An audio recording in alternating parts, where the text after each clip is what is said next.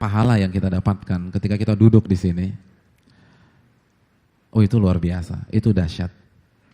Nabi SAW bersabda dalam hadis riwayat Imam Tabrani, hadisnya sahih, hadisnya valid. Beliau mengatakan, man qada ilal masjid la yuridu illa an yata'allama khairan aw yu'allimah kana lahu ka'ajri hajjin taman hajjatuh. Barang siapa yang berjalan ke sebuah masjid atau majelis taklim, tidak ada keinginan kecuali untuk mempelajari kebaikan yang bersumber dari Al-Quran dan hadis-hadis Nabi SAW, atau mengajarkan kebaikan-kebaikan tersebut, maka dia akan mendapatkan pahala ibadah haji dengan haji yang sempurna. Allahu Akbar. Ini ibadah murah meriah. Haji sekarang berapa? Oh yang biasa berapa? 36 juta kurang lebih ya. 36. Itu 15 tahun loh. Itu 17 tahun. Kalau mau berangkat tahun depan, berapa tahun? Kita butuh berapa dolar? Saya punya kenalan, dia daftarnya H-1 bulan berangkat. Dan dia harus keluarkan 500 juta. Haji.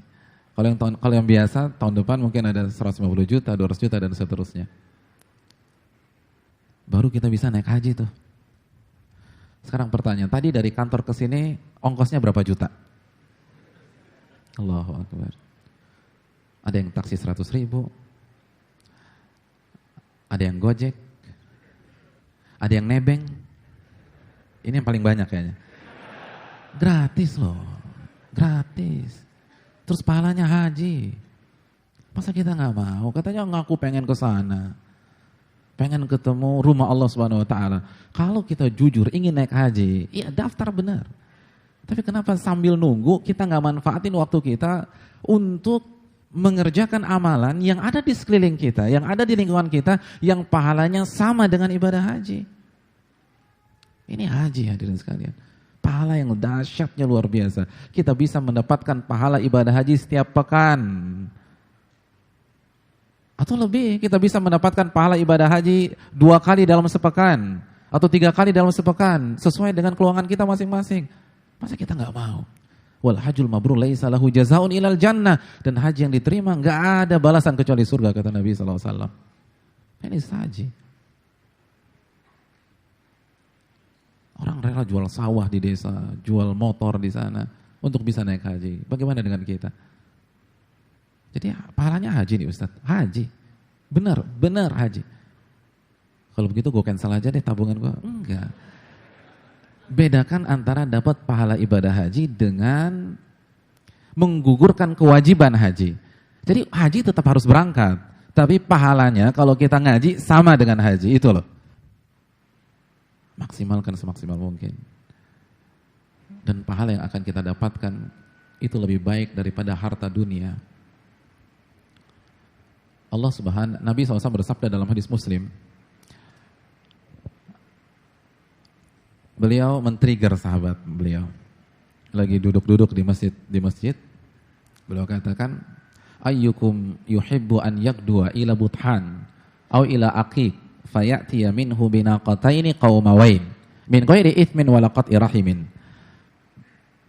Wahai para sahabatku, siapa di antara kalian yang berminat pergi ke Buthan dan Akik? Ada yang tahu nggak Buthan dan Akik itu apa? Pasar unta yang ada di dekat kota Madinah. Untuk apa? Fayatiya minhu binaqataini qaumawain, untuk mendapatkan 2 unta qaumawain secara gratis, halal dan nggak zalimin siapapun.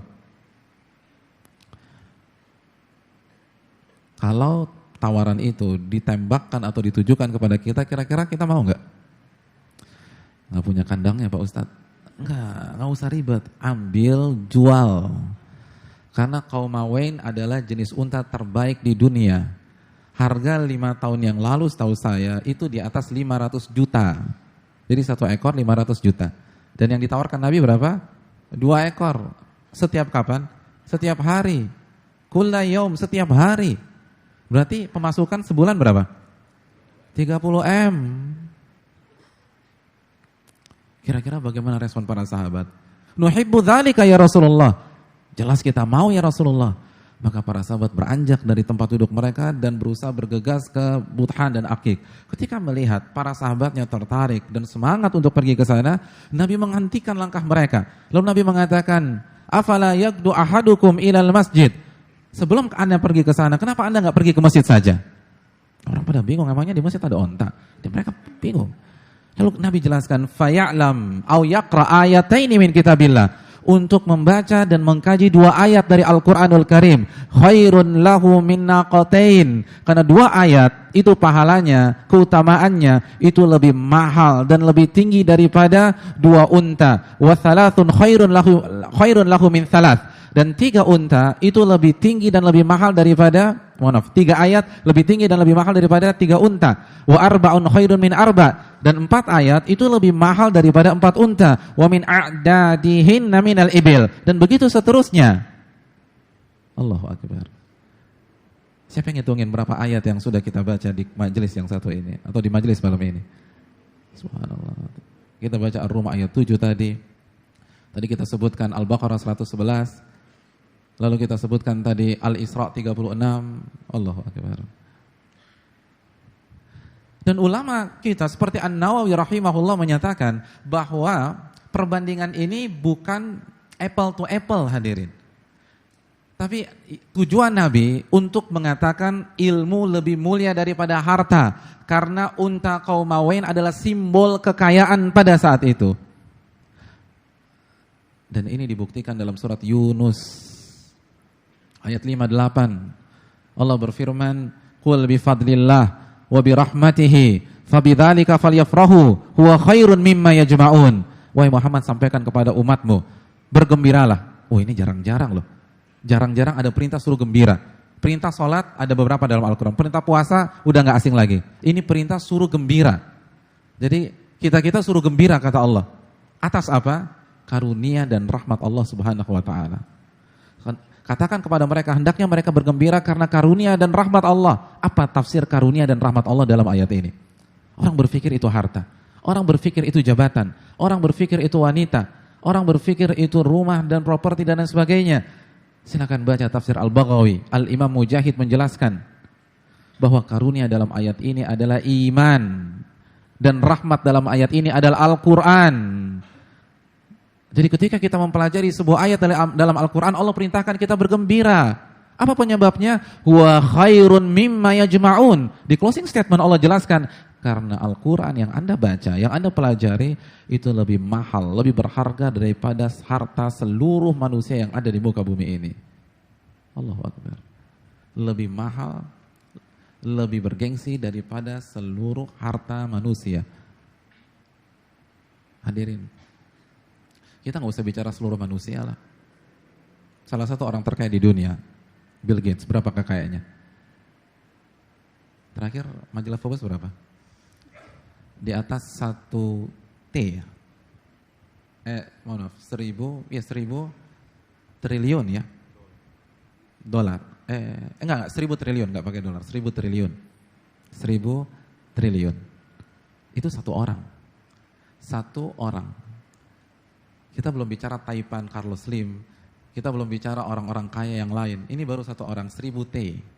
Dan Allah berfirman dalam surat Yunus ayat 58, apa yang Anda pelajari pada malam hari ini itu lebih mahal di sisi Allah daripada harta seluruh manusia di dunia.